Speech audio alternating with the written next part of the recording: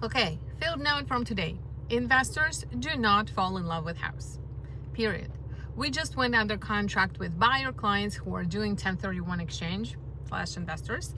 And when you work with investors, their energy is completely different. They don't walk in a house and say, oh my gosh, I can see my family here. I love this and that. They look at the numbers.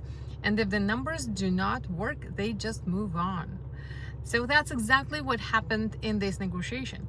At first, the seller was firm. My buyers had their number. The gap was too big, so we moved on to the next one. And I'll say this too. The listing agent on this property communicated really well, unlike on a couple of others. And that matters a lot because even when both sides are far apart, professional communication keeps the door open. On another property, we submitted an offer, followed up, and never really got a clear response. And listen, we are too far apart is still a professional response. Silence doesn't help anyone make decision. Eventually, the first conversation, eventually the agent from the first house came back around. Why? Because the property had been sitting, and at some point seller had to decide, do I really want to sell? Can I keep and hold it? Can I rent it? Or is this clean buyer actually my best opportunity just to sell it and get out?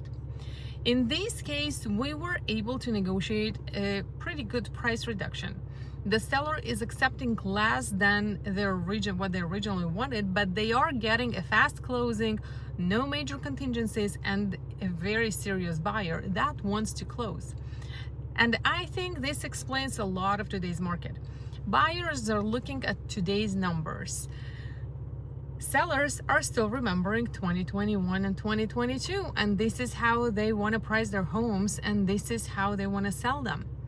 That gap is why so many listings are sitting. So here is my takeaway.